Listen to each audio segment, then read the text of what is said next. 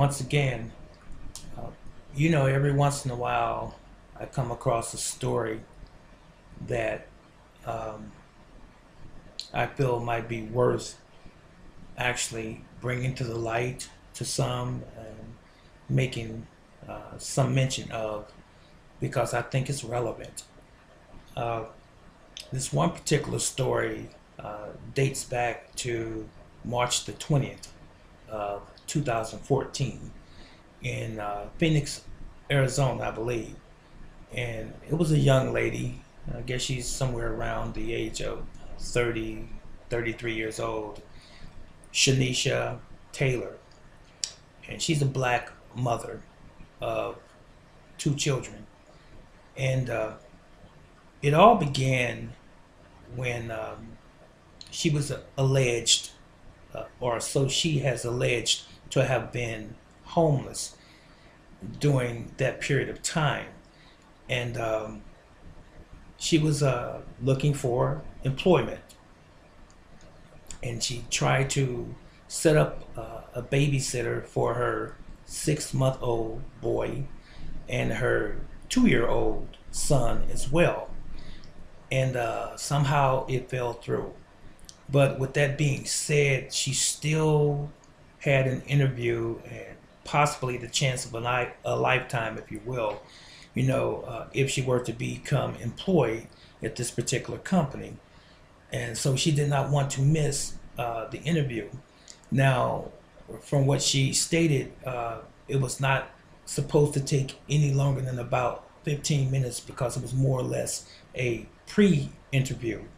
Well, anyway, she takes the children with her in the car to the interview.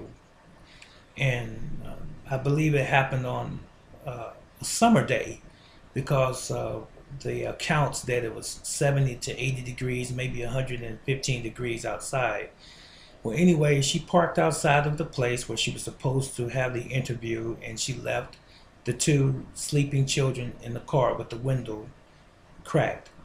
So she took a chance and she went in, and as she sit before the person who was conducting the interview, they seemed to be pleased with her at some point, and they wanted to call in someone else, to continue the interview with her.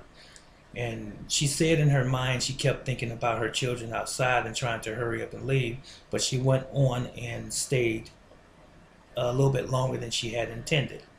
Now, much to her dismay, uh, after she left the interview, she was coming outside.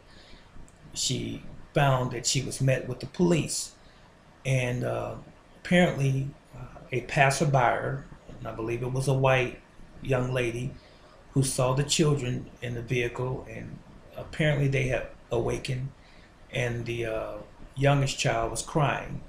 And according to some account, they say that the child was crying frantically. Uh, well, when the young lady saw that the children were left alone in the vehicle, I guess her first instinct were to call 911. And this has happened too many times. I'm sure you probably have heard many accounts of children being left in the car. And unfortunately, most of those accounts that you hear in the news are black women who leave their children in the car. And granted, this is never a good thing to do in general. And there have been some women who were less than honorable who have left children in the car, for some frivolous and stupid reasons, such as going on a date and even going to work and leaving the children at home. But anyway, in this particular account or case with Shanisha, she was handcuffed by the police once she arrived outside of her car. Children's services were called, and they took her children away. And she spent approximately 11 days in jail. Well, as she was being processed through the system, in her mug shot, someone had seen this on the news and saw that the woman was crying in her picture. So she felt sympathetic for Shanisha, Miss Teller, and her name was Amanda. And just for your information, Amanda was a young white lady. And Amanda started a fundraiser for her children because she felt sorry for her situation. So unbeknownst to Miss Taylor, she found this out while she was incarcerated, that someone had started a fundraiser. Upon her leaving the jail, um, apparently she was, uh, how should I say, given a directive by the court. And the court the court decision, it was basically, let me get to this part first. They raised approximately $114,000 for this young lady. And the judge gave her basically a stipulation. You know, you have two possible felonies here on the books right now. And the judge said that they'd be willing to dismiss the felonies completely if you put $60,000 in a trust fund for those children. So she apparently agreed to that, and then she did not follow it. And so they gave her another opportunity, and they told her to put at least about $40,000 in a trust fund, and Miss Taylor did not follow that as well. So they stamped her with the same felony again because she basically was found in contempt of court. Speed up real fast. This story gained national attention. She even appeared on Dr. Phil's television show and telling her story, as it were. But here's where I am. But I will say this about the young lady before I say this other thing, and that is that the whole time that she sat there on Dr. Phil's stage, she was professional. She spoke pretty well, articulated, and she didn't show a whole lot of emotion for the most part throughout the whole discourse. And there were times when, you know, she got a little teary or a little sensitive to certain things, such as she was trying to provide for her children, a statement on that order. But anyway, I just wanted to say something about her demeanor. So she wasn't your typical run-of-the-mill, as some people might classify some black females that are irresponsible as a hood rat. She was not that type of individual, in my mind anyway. But Dr. Phil did indeed say that it was not good that she had left the children in the vehicle. And I think people can make their own judgment about that situation, depending on circumstances sometimes, and really depending on certain circumstances. I think that's something that you have to really think about yourself, and where the woman was at what point in her life and what her motives were, as it were. Now, there was a black defense attorney who made the statement, or he corroborated the statement that the judge had made to her initially, that she had to put the money in a trust fund for the children. There was also a black radio personality that was on that show that day, that said that, you know, she lost the faith of the people who donated the money to her. And then there were, or there was, a reverend, his last name was Maupin, black guy as well, who went on social media trying to help the lady out, according to him anyway, and he ended up turning against her, it would have appeared, and in addition to the radio host. Now, I don't like to pick and choose sides, but in this particular case, I believe that the defense attorney did not support her as well as he could have, number one. Number two, the radio personality was a little too harsh on her as well.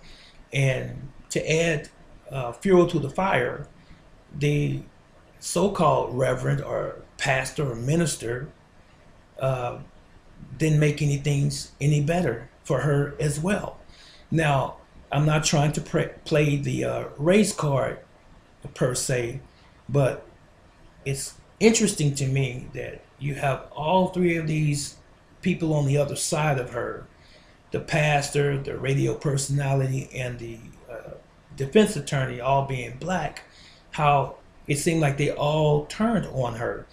And I think that it was a little too much.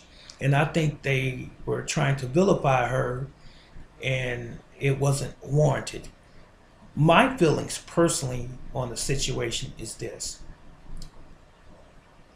There was, first of all, there was someone, it was the Reverend again, Reverend Maupin, that made the statement that she did have a physical address. But from what was disclosed was the fact that she was looking for full-time employment, and she might have been in and out of part-time work. But look at this. You have a 6-month-old. You have a 2-year-old. And apparently you are a single parent. And I don't know what her living conditions were, but you're trying to provide for 2 very, very young children by yourself. From my experience, personally, and from my experience with people that I have been in contact with and that I know personally and have known, you can't raise 2 children, let alone yourself, on a part-time job. You just absolutely cannot. Not in America. And the other thing too is that she was by herself trying to raise these children, and I can still consider that as being on some level homeless. So maybe she didn't stay in her car 24/7, but she did have a vehicle from what I understand. But I can still see her as being homeless, because you could be on the verge of losing your home and consider yourself homeless because you really don't have enough finances to carry your family and yourself. So they were a little harsh on her, to include Dr. Phil. And, there were some people, who weighed in and said that they did not appreciate how she allocated the money, but she paid her rent up for at least a year, and that came to about $13,000. She paid some taxes off of the money. She paid for clothing and some other things. But the woman, to me, had the wherewithal and the intellect to be able to think about her children first and her immediate situation, which the courts don't live in your home. Neither do the school of popular opinion and the social side of things. They don't live in your home, and they cannot really grasp the dynamics of what you're dealing with. So they're only looking through rose-colored glasses, so to speak. And I believe a lot of them were unfair in how they treated this young lady. So I personally am 100% for what she did with the money. Now, some say she dabbled into the $45,000 or $46,000 that she put in the trust initially, to pay other things. But when I look at the list of the things that she did indeed say that she paid for, I find nothing wrong with buying clothing. It's 3 of you buying clothing and paying your rent up for another year, so that she can ensure that they still had a place to stay and that they didn't end up back in the situation that they began in. And then paying for food and whatever else she said she had to. But I will leave the video from Dr. Phil's broadcast in the description or comment section below, and you can watch it for yourself. And you can please leave, or I would appreciate if you would please leave your comments about this particular case in the comment section below. So again, I want to say this.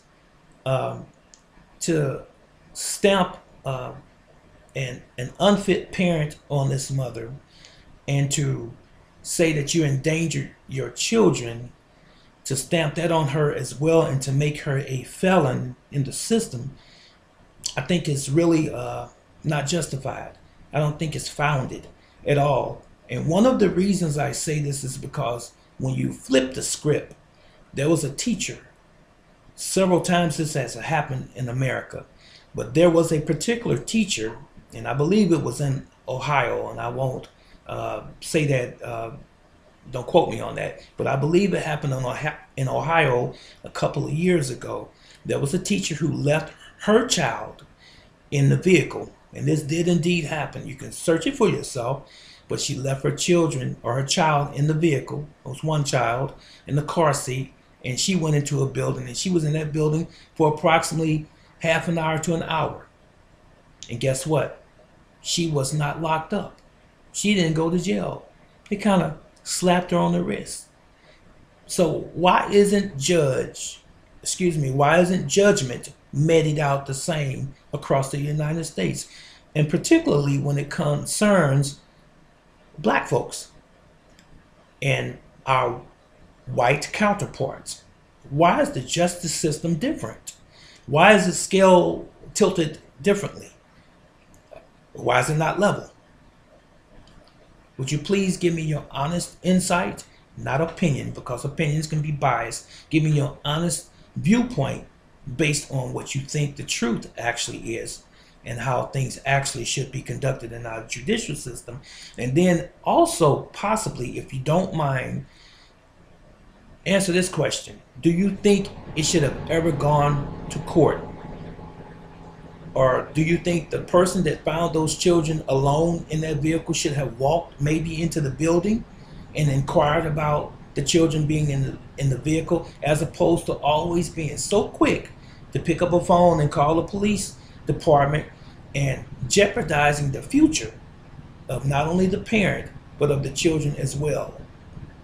That was just it. This is Brother Teacher. That was my short take on this particular subject matter, and I would be interested in knowing what your feelings are as well. I shall see you in the next video. So long.